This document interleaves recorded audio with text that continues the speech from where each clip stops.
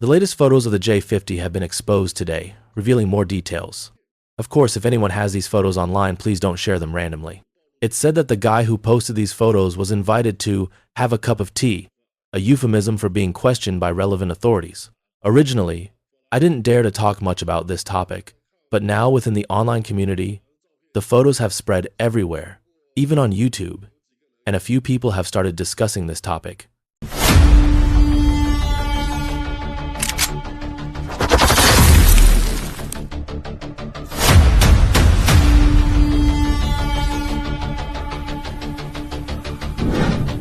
Now that more details of the J50 have emerged, we can clearly see that the J50 is a single-seat fighter jet. Additionally, its movable wingtips are very obvious, and it uses a two-dimensional thrust vectoring nozzle similar to that of the F-22. Including today, some people on Weibo have found a paper about the J50's air intake. Previously, everyone thought that the J50's air intake adopted the DSI diverterless supersonic inlet air intake, similar to that of the J20 and a variant of the J20's air intake. However, people found it strange at that time because the air intake of a DSI should be slightly forward-facing, but the J50's air intake is inclined backward. From the exposed details of the J50's air intake, it can be seen that this air intake is actually not a DSI air intake. This can be said to be the first time in the world that the integrated inward-turning air intake design has been applied to a fighter jet. It even marks the application of the integrated inward-turning air intake to a specific aircraft model. The integrated inward-turning air intake was first proposed by German scientists around the 1960 seconds. Of course, the theory he put forward at that time was still very rudimentary, and this air intake was only limited to academic papers and was never manufactured. As for the inward-turning air intake, its biggest advantage is that among such non-adjustable air intakes, it has the widest speed adaptation range. For example, our country's original J20 uses a DSI air intake, which has a relatively limited speed adaptation range. The J20 focuses on high-speed performance, so it cannot take into account low-speed performance. Then there's the Xiaolong JF-17 that our country sold to Pakistan, and the US F-35. Their DSI air intakes focus on subsonic performance, so their high-speed performance is average. This integrated inward-turning air intake has a wider speed adaptation range compared with the DSI air intake. However, this air intake is more difficult to manufacture and relies more on 3D design in the design process than the DSI air intake. That's why this kind of air intake couldn't be manufactured before. It is only with the advancement of computers that the integrated inward-turning air intake has been able to come into existence. Moreover, as we can see in the relevant paper, if you are interested in this paper, I will post it on my Discord channel. Currently, it seems that the speed range this air intake focuses on is from 0.6 Mach to 1.8 Mach. When the speed exceeds 2 Mach, we can see that its efficiency decreases significantly. Therefore, it can be basically judged that the supercruise speed of the J50, developed by Shenyang Aircraft Corporation, SAC, should be 1.8 Mach, which is faster than that of the J30 developed by Chengdu Aircraft Industry Group. In terms of the aerodynamic layout of the J50, SAC, its wings are positioned further back compared to the J36, KIG, so its shockwave drag is relatively lower than that of the J36. In the relevant papers, the J36 has always focused on a supercruise speed of approximately 1.53 Mach. Moreover, the ETOS, electro-optical targeting system of the J50, is more obvious this time. Unlike the previously exposed photos where the ETOS was covered, this time the ETOS is exposed. Now, its ETOS is quite similar to that of the previously exposed J20 seconds and J35. Therefore, it now seems that the J50 may replace the J20 and J35 inches the future, and relatively speaking, it is still a relatively traditional fighter jet. In fact, we used to call Shenyang Aircraft Corporation Shenhoi, a joke combining Shenyang and Sukhoi, always thinking that SAC either copied the Su-27 or later the F-35. Of course, this is just a joke. But this time, it can be seen that SAC has made great innovations in the J50. Just its air intake can be said to be extremely outstanding. The relevant paper mentions that if both are non-adjustable air intakes, the efficiency of this integrated inward-turning air intake is much higher than that of the original DSI air intake. As we all know, the J36 still uses a DSI air intake, at least on its back. Moreover, it now seems that the focuses of these two aircraft are also very different. In order to have a wider speed adaptation range, the J-36 adopts an adjustable carry air intake. Its low-speed performance may be better than that of the J-50, allowing it to stay on the battlefield for a longer time. Therefore, I personally estimate that the J-36 may be this kind of operational level fighter jet, which is unique in the world. Previously, most fighter jets were tactical level, and there were very few operational level fighter jets, including that we can also see that the optical ports of the J-36, that is to say, the ETOS optical ports, are on both sides of the nose, which is different from the original J-20, J-35, and J-50. Therefore, when the J-36 enters the battlefield, it may enter from the side, unlike traditional fighter jets that enter with the nose facing the battlefield. Currently, it seems that the J-36 plays the role of a commander on the battlefield. Including the engine nozzle of the J-36, it now seems that it is different from the vector nozzle used by the J-50. It should change the airflow through the inside of the engine, which is mentioned in the paper by academician Wang Haifeng. Moreover, it now seems that the J-50 exposed this time no longer has a pitot tube. Of course, I can't say for sure whether it is a prototype or not, but at least we can see that its development progress is quite good. Furthermore, currently, the J-50 is smaller in size compared to the J-36, and it also has fewer devices than the J-36. Therefore, there is a high probability that the J-50 project will be finalized and put into service earlier than the J-36.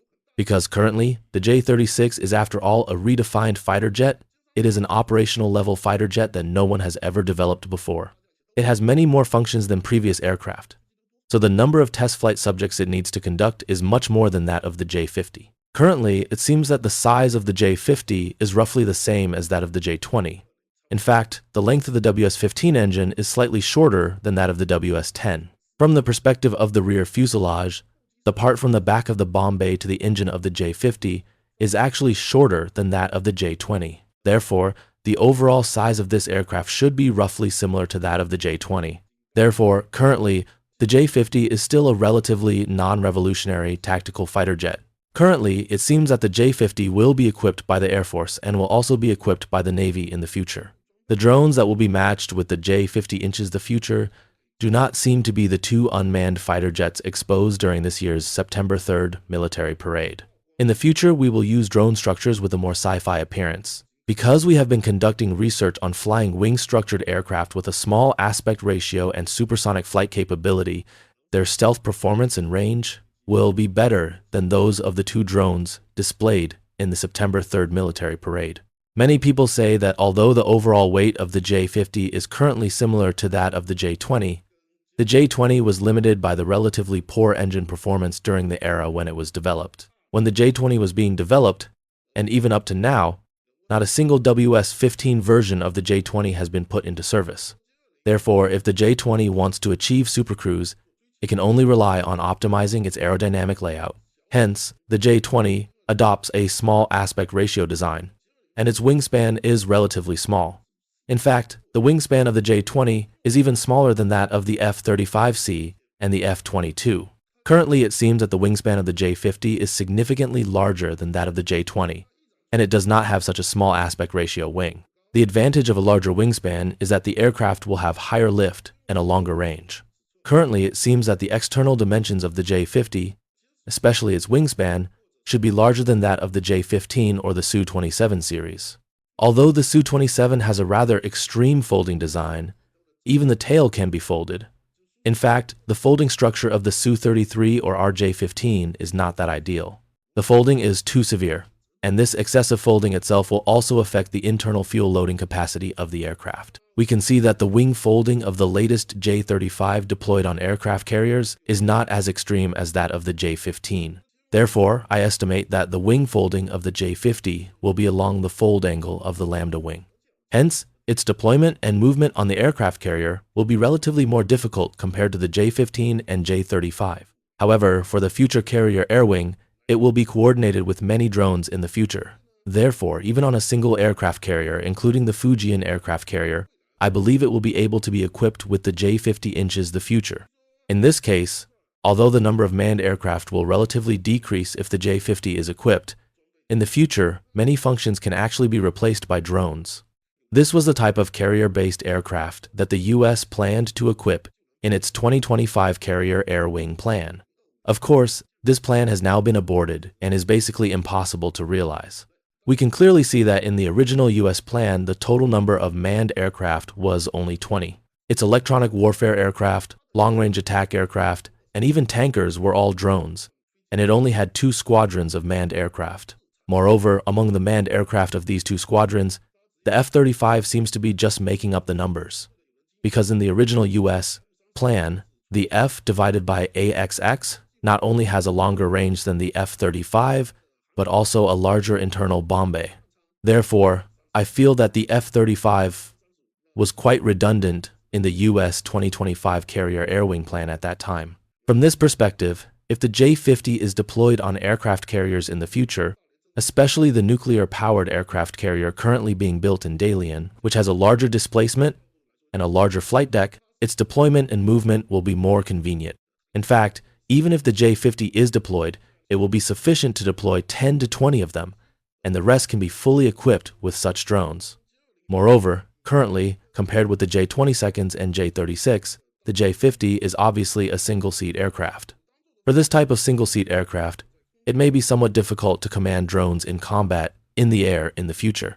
Personally, I think this situation is similar to a picture of the US, currently testing the cooperation between the F-35 and its loyal wingmen. Therefore, I personally estimate that when the J-50 conducts air combat in the future, it will not need to command drones.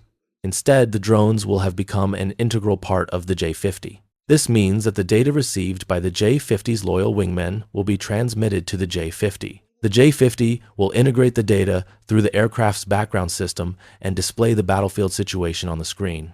There may also be such a loyal wingman interface on the side screen. However, the pilot of the J-50 will not be willing to manually control the loyal wingman. Instead, he will monitor the status of each loyal wingman, including various modes he can choose when entering the battlefield. For example, if he wants to conduct wide area search, his loyal wingmen may fly relatively scattered. If he wants to conduct long-distance search, his loyal wingmen may be basically right in front of him, with their radars concentrated to explore dangerous areas.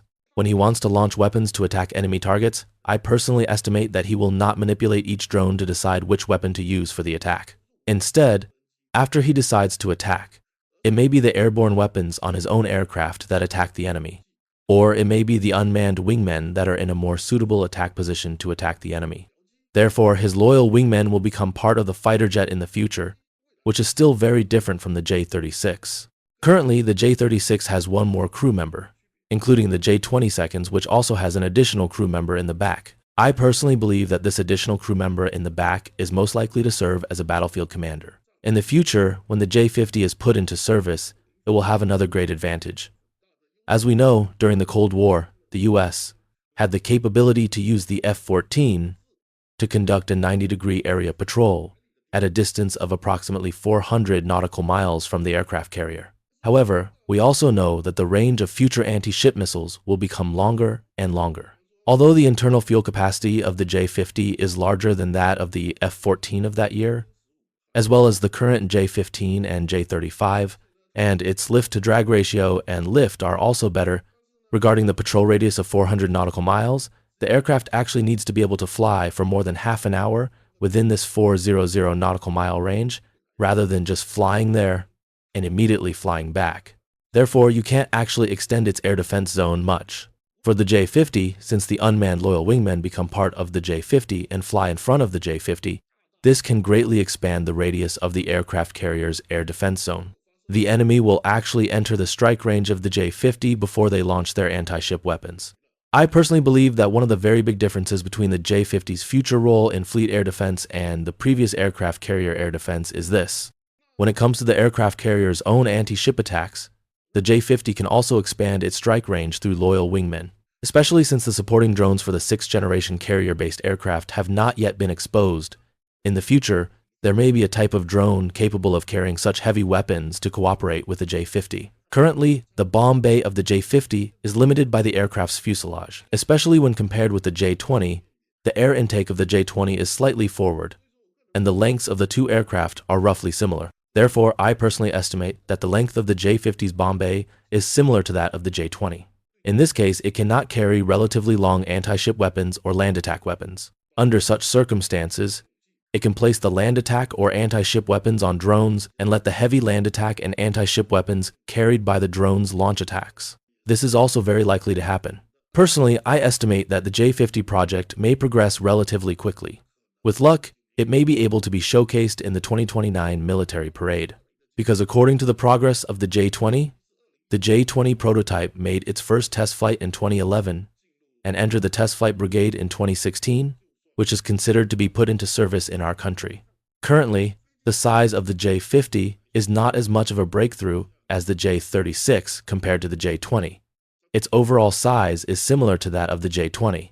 Many of the sensors and equipment on it can actually be tested on the J20 because the J20 has enough space to accommodate them. I personally estimate that its aircraft functions will not increase much compared to the J20. If we follow the progress of the J20, which made its first flight in 2011 and was put into service in 2016, and the J50 makes its first flight in 2024, adding 5 years would bring us to approximately 2029. Therefore, it is very likely that the J50 will be put into service in 2029, and it should be earlier than the J36.